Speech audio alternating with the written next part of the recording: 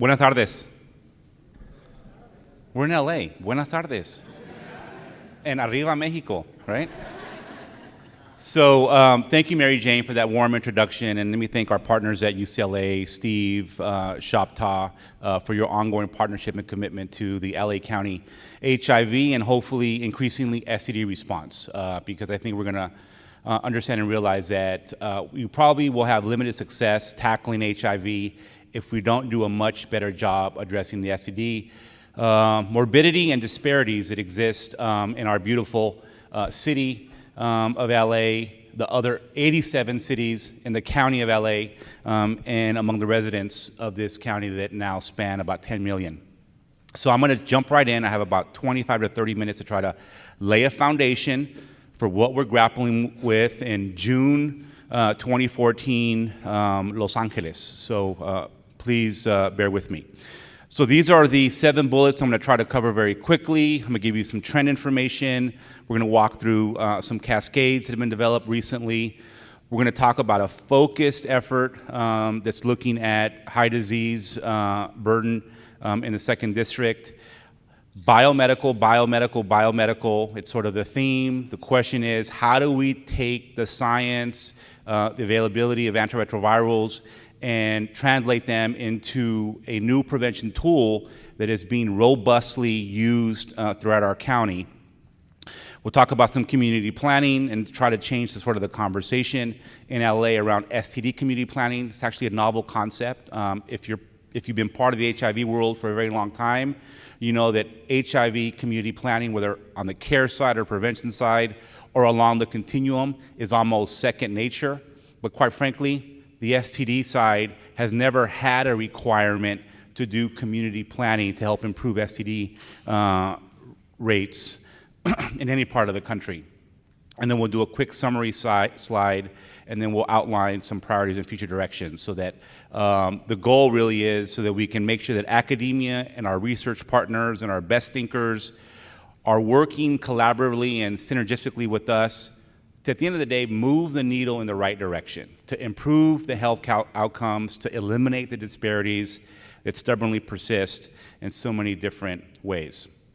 All right, so in some ways, the President's national HIV/AIDS strategy has really forced dialogue, collaboration, coordination among not just folks in Washington, whether you're part of the HHS umbrella or not, at HRSA or the CDC or at CMS or at NIH, but it's also really forced local health departments to work differently with CFARs, the Centers for AIDS Research, that are scattered throughout the country. And it's also made us really rethink how we are measuring our performance on the ground. And so if anything, I think that the national HIV/AIDS strategy has forced a coalescing of around a universal set of performance indicators. One could say that they mirror the HIV cascade that we've talked about often, but in some instances they don't. And so I think that this has been a really important tool for us domestically. All right, so let me pepper you with some latest HIV epi data. So there's about 65,000 cases of reported cases of STDs in our county. About 3 out of every 4 reported STDs is chlamydia. And then we get a sense of the HIV burden. So there's about 1,900 new HIV infections reported every year, not to be confused with the total number of new HIV infections. Remember, we are now in an environment where we deduplicate and separate a new HIV infection compared to a repeat HIV positive test among someone who maybe got tested a year ago, 3 years ago, 5 years ago. And we use that also to drive performance among some of our partners. Clearly, syphilis is something else that we are focused on. Mostly, when we think about our public health response, we're looking at primary and secondary syphilis and then early latent syphilis. And so these two combine is sort of what we call early syphilis. and it's when folks are typically the most infectious, and it's a good opportunity to intervene. And then about 1 out of 6 STDs reported in our county is gonorrhea. It's not just genital gonorrhea anymore. We're talking about rectal and pharyngeal gonorrhea that's increasingly seen, largely asymptomatic. And so there's some questions around STDs that I've presented to the group. So if you ask Gail Bolin in the CDC, who's the director of the STD branch, she says any single case of congenital syphilis is a failure of a public health department. And we have a handful of cases going down, about 20 cases about 5 or 6 years ago. We're now down to about 5 to 8 in the last 3 years.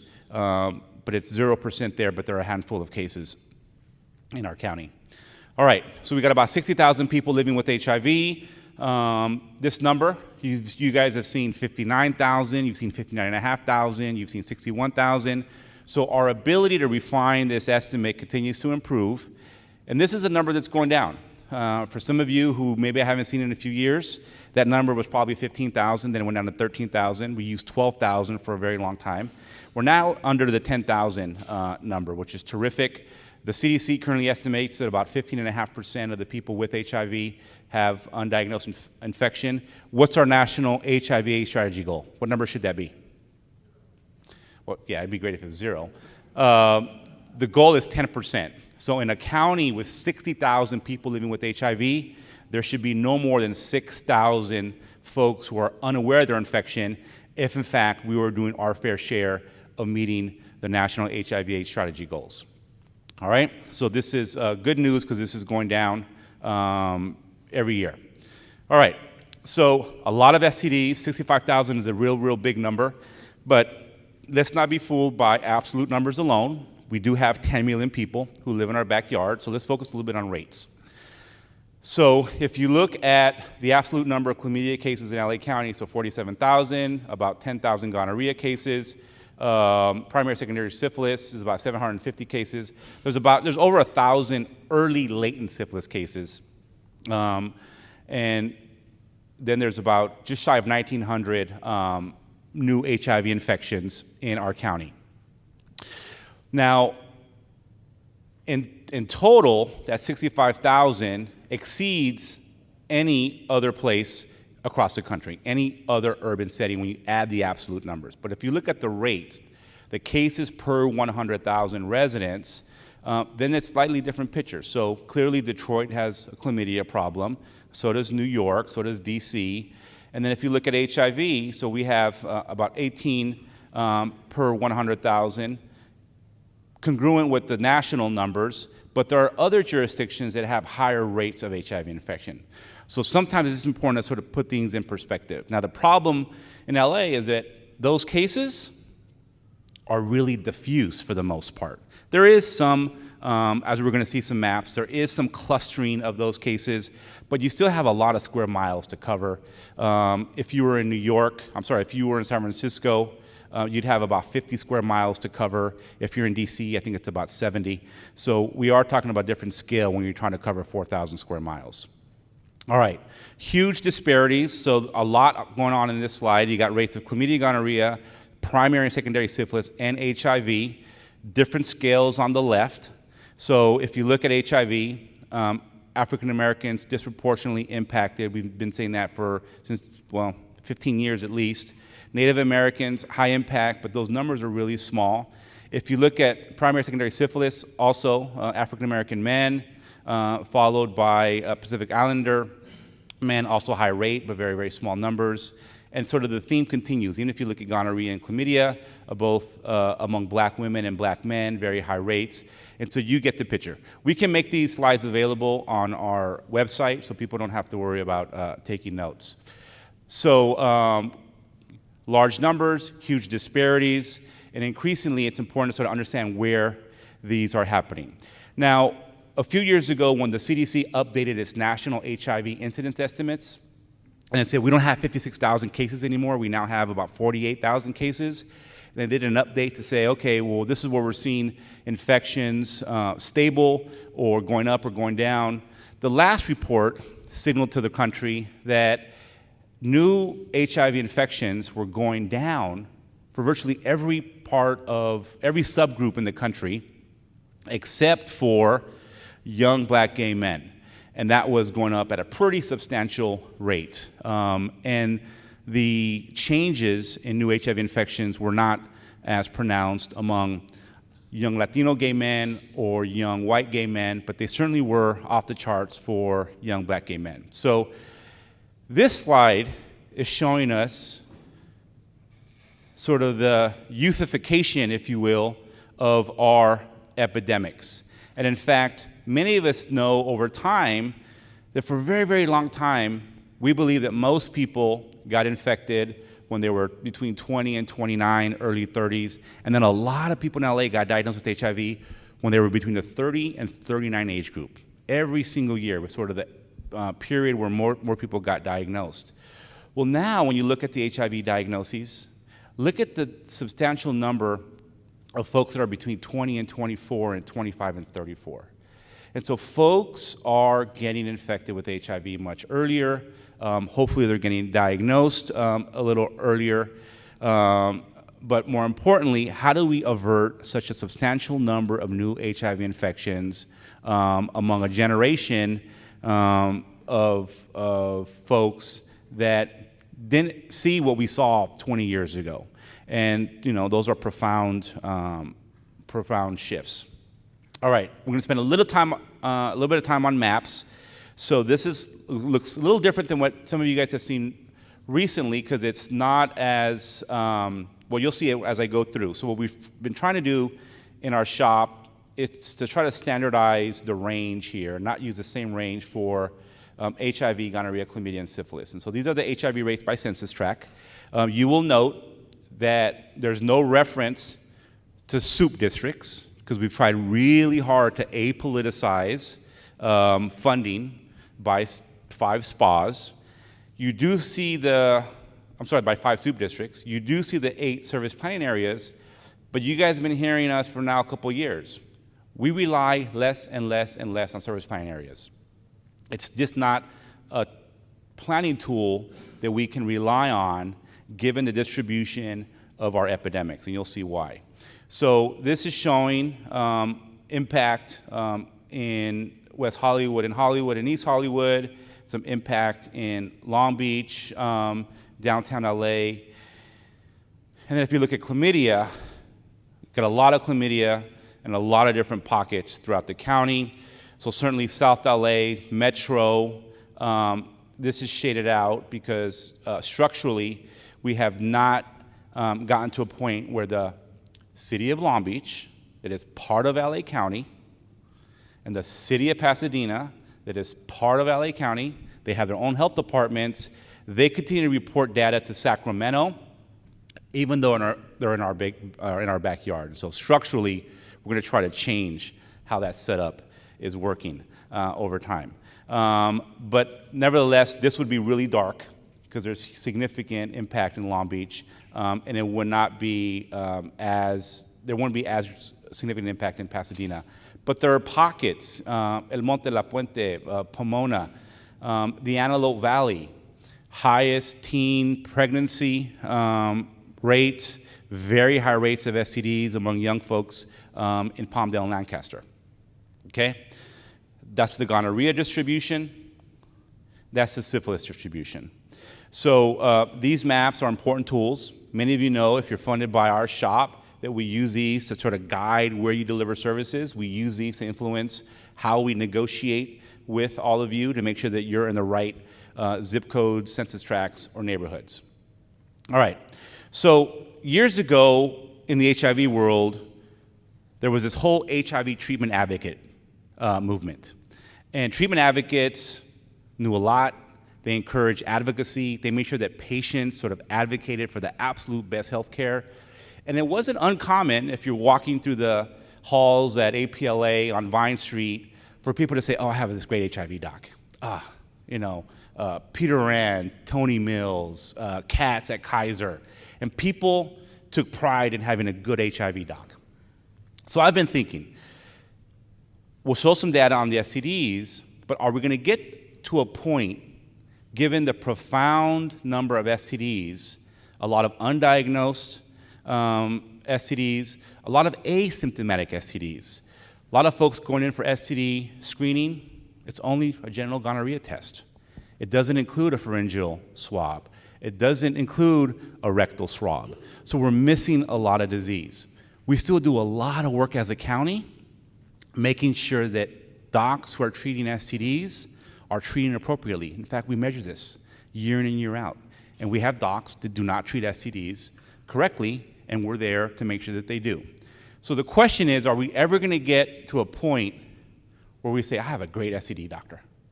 He screens me every 3 months in all the right places, and he's on the game or on her game with STD treatment. He reports it to the health department promptly. He encourages me to use partner services and to disclose my STD results. Unless there's a sea change in a movement, the STD epidemic is going to continue. And partly it's a provider issue, partly it's a resource issue. It's also a community health norm issue. It cannot be okay for us to have outrageous rates of STDs, particularly when they also impact HIV. And so I mentioned some of these neighborhoods. And so the question for us as public health practitioners, as researchers, as academics, how do we make STD screening and treatment a commodity in our most impacted communities? How do we make it something that's valuable that people want? We are far from that, but you researchers, boy, you guys are going to figure this out quick, I know. All right, so let's look at some rates. There is some good news. How am I doing on time? So if we look at rates of HIV diagnosis among adult men and adolescent men, if we break it out by racial ethnic group, don't be fooled by the data. Don't be fooled by this slide. So going down, going down, going down, the dotted line, a little preliminary, but we think that things are headed in the right direction.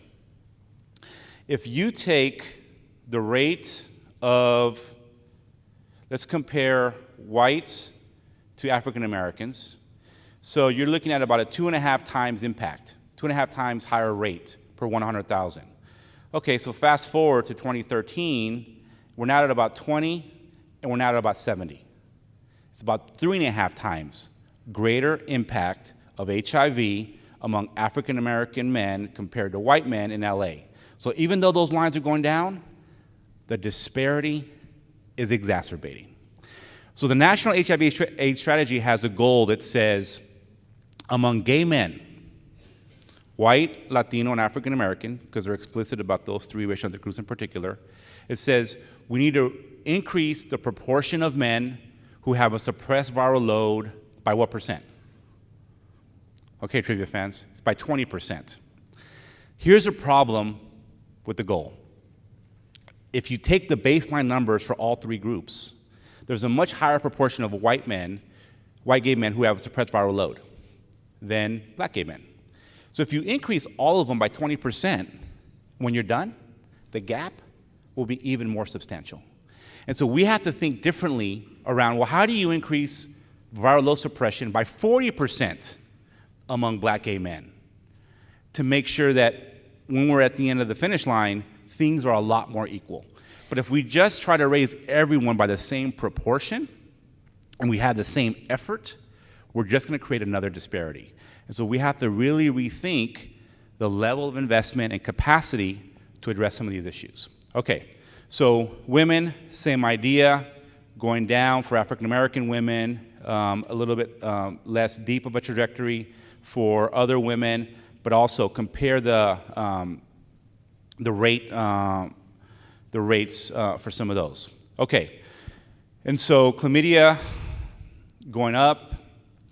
Is this an artifact of improved understanding, more screening, less stigma? Is it because chlamydia is a HEDIS measure and more health plans encourage chlamydia screening because it'll influence their score? Well, what if gonorrhea screening and syphilis screening became a HIVAIDS measure? Will we see some structural change 5 or 10 years from now?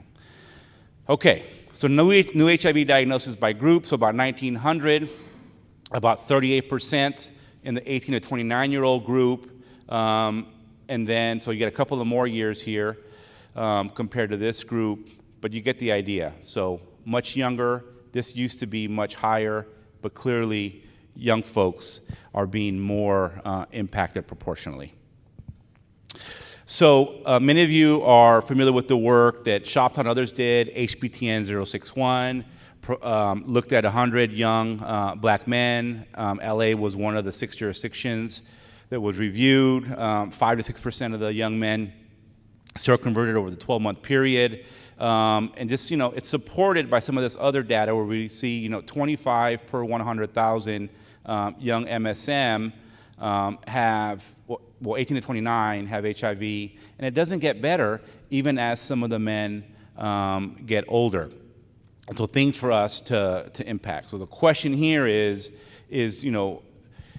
we often talk about social determinants of health. We look at upstream. So what's different? So I think the data showed that there was a disproportionate, when you compare the young men in LA with the other jurisdictions, much higher levels of incarceration among the young men in LA County. And so how do you change the conversation around incarceration, corrections health? What are we doing in our different institutions to move, to decrease that? Okay, you guys are all familiar with the HIV Cascade. Just a couple of things to point out here. So you got the estimated number of infected, diagnosed, so it's probably a little bit higher. But latest data shows 82% in 2011. Linkage to care, so at 3, 6, and 12 months, key is here. We don't get too much of a marginal benefit after the 3-month period. So a lot of the folks, 2/3, get linked to care in those first 90 days. Absolutely crucial to get folks linked to care within 90 days of their diagnosis. We do better over time, but not much better. And obviously, we want all of these to be, right aligned, right? So we got a lot of work to do. So we don't have a mechanism to confirm how many folks are on ART, but through Amy Wall's work and the MMP, there is an estimate on folks who are prescribed HAART. And then we got a viral suppression rate of about 45% countywide for everybody, regardless of whether or not you have HRV or not. So this has been a good tool. The result programmatically has been we have spent a lot of energy on these 2 bars. So we have a lot of linkage to care demonstration projects in our backyard. We're not going to go into today.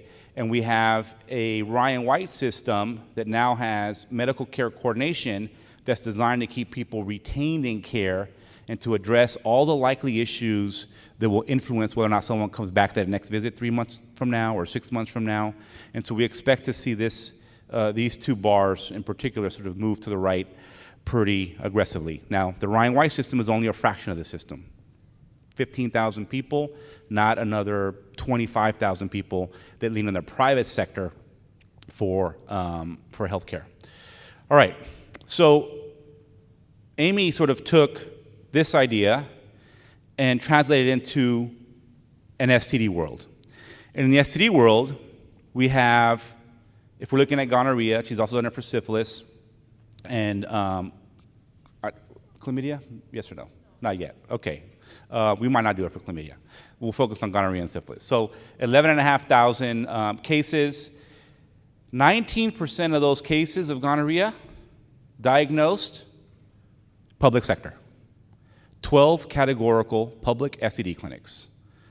Take home, 81% of the STDs are diagnosed in the private sector. So how do you get the private sector to understand the crucial role it plays in some of these public health efforts? Okay, so out of that 100%, how many were treated? Overall, 88%. So folks get diagnosed in the public sector. I'm sorry, they get diagnosed in the public sector and get treated, but you have some folks who get diagnosed in the private sector and then treated in the public sector. Okay, so that's a really interesting phenomenon.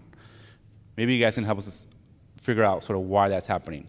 I ask that because we are really trying to get our public health clinics to behave differently and to be more youth responsive, culturally responsive, have better hours of operation that are more youth friendly. And then we get a lot of cases assigned for investigation by public health investigators. And then out of those 8,500 cases, about 5,200 cases are interviewed. And out of those 5,200 people who are interviewed, only about 1,600 identified a partner. So 15% of the total end up identifying a partner.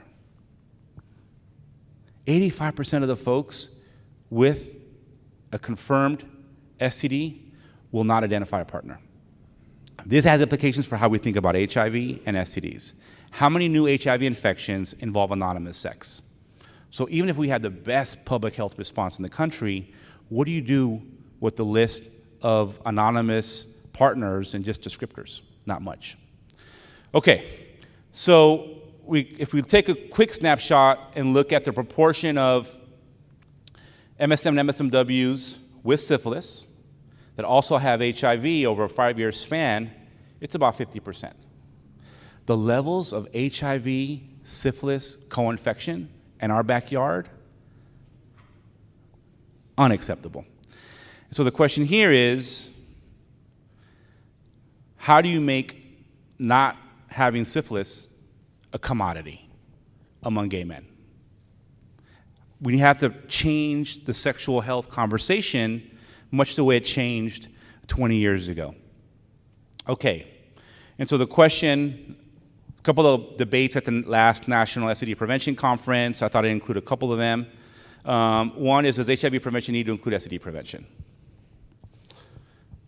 You can make arguments on both sides, depending on what part of the country you're in. I think if you're in LA, the question's pretty clear. It absolutely does. And then how many infections are averted through behavioral interventions? So we can't ignore the fact that we have about a $7 million investment in largely prevent behavioral interventions in our backyard. The question for us is, how many infections are those programs averting? All right, so let's talk quickly about the 2nd District. On fire, you got the freeways, you get some orientation, and we're trying to sort of change the conversation there. The rates, let's look at chlamydia, gonorrhea, syphilis quickly among folks that are between 15 and 24. LA County, about 2,000 per 100,000, 6,300 among African Americans in South LA. About 6 times higher if we look at gonorrhea, and about 4.5 times higher if you're looking at syphilis. The rates are off the charts. So there's a coalition, a community advisory coalition in South LA that's looking solely at STDs, particularly among young people, particularly African Americans and Latinos, and they're developing a sort of social ecological framework to change that conversation, and they have a pretty solid vision, which is living healthy lifestyles in a thriving and supportive community.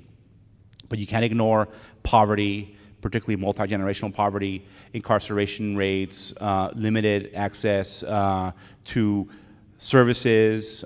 There is in some ways sort of a service desert in some parts of South LA that we can't ignore. All right, so biomedical projects and programs. So it's no secret we have a large number of PrEP demos in our backyard. We have PEP at Oasis and at GLC. There's been increased community fervor around making these more widely available, so we have some ideas to do that. And there's been uptake with PrEP. The question is, how do you make these biomedical interventions a more permanent part and sustainable element in your HIV prevention toolbox? So important questions there. All right, so this is sort of where we're headed. We're looking at expanding these and actually continuing options that people have for PrEP. How am I doing on time? Okay. We have to think about how to best incorporate biomedical interventions into our permanent HIV prevention response. And I remind folks that it's not just, we think the HIV docs are probably the best position to help take this to the next level because they understand what we're trying to prevent. They're familiar with some of the drugs. They can ask the right questions about side effect profile and whatnot. But we also need to make sure that folks are getting screened for STDs, that we're doing comprehensive sexual health histories, because it's not just having a pad and writing a prescription and saying, go to the pharmacy and I'll come back and see me in 90 days. It has to be much more robust and holistic. And so thinking about how all that works is important, particularly in a changing healthcare financing environment. And so we have very important partners helping us sort of drive this. What are, in fact, the best practices that are part of the demos? And so if we had to distill the absolute most essential elements of the PrEP studies that are going on, what would we walk away with? And then, and what does public health pay for? And what do the private health plans pay for? We can't be on the hook for everything. Medicare, Medicaid, Kaiser, HealthNet, Blue Shield, LA Care, they got to be part of the package. Otherwise, it's not sustainable. And then diversification of access points. And let me spend some time here. We've done a couple of evaluations, if you will, over the last 8 or 9 years of where people consume services. And we've learned that if you're in South LA, as an example, about half of the folks actually leave South LA to access services outside of their neighborhood. In fact, outside of their spa. And some of them will go south to Long Beach. Some of them will go north, more commonly, to places where we have very dense HIV service capacity in Hollywood and West Hollywood. And even if we diversify access points, and if you take a look at our NPEP program at Oasis and compare it to the NPEP utilization at the center, it's like night and day. And so what is driving that? Could we, in fact, create enough of an inviting, robust, comprehensive set of sexual health services in South LA that people will actually access? Or are the other issues that influence how people access and utilize services just not overcomable? And people will always insist on accessing services not in my backyard, because either I think that the services are not of the same quality, or I think that there is some underlying issues of homophobia, or whatever the case is. So those are also important system utilization questions that we have, because in so many areas, we see folks not access the services that we sort of prop up and put in place. And so that's important to understand. So just quick summary, so disparities persist, particularly among youth, African Americans, and MSM. Rates are going down among African American men and women, but the disparities again persist if they're not getting worse. And then from a geographic standpoint, Metro and South, SPA 6 and SPA 4, have either the highest HIV, gonorrhea, and chlamydia rates, or in the case of Metro, the highest syphilis rate. Still about 1,900 new infections. We got a sense of the total HIV burden. About 95 folks are unaware of their infection, and then we got a better sense of how many people are being linked to care within months of being diagnosed. By the way, the viral load suppression in the Ryan White system is 75% compared to the county-wide average of 47. But if you're a client in the Ryan White system, you got a menu of about 18 services, mental health, substance abuse, medical care coordination, medical subspecialty, oral health services, bag of food, medical transportation. And so if we're really going to see a significant change county-wide among all people living with HIV, we have the highest STD screening rates in the county are among Ryan White providers, because it's one of our performance metrics that we use. So the threshold for compliance is over 95%. But I don't have the same carrot for the private sector. And so we're going to need policy and structural interventions to move that needle in the private sector. So clearly the private sector is going to play a large role. So just to wrap up, we have to continue to understand these disparities, drivers, healthcare utilization, the right ways young folks in particular to consume services, the role of technology. Every time I sit down with Mary Jane, she's got 5 technology ideas. I mean, how do we take those ideas and translate them into, kids and young folks and young adults and adolescents always being on their little machines? Well, how do we make those machines move the public health needle? We're still doing a lot of mapping. We have to look at the private sector role. We also have to improve the public sector, STD, service delivery environment, target. Partner services, we can spend a whole 2 hours talking about partner services in this county, so we'll save that for some time later. And then, for the first time, we're really trying to engage the community and helping drive STD community planning. Sort of a misnomer, STD community planning, because it's never existed. But the community really needs to embrace STD control. And we have to change attitudes, we have to build capacity, we have to make it the norm, because if we're really committed to disparities and social justice and public health, we really got to start there. And then there's a lot of synergies between HIV and STD. It doesn't happen in every single instance, but it happens more often than not when the HIV response and the STD response are really very tightly wound. And terrific thanks to a lot of folks, in particular Amy, who really helped put this together. So thank you.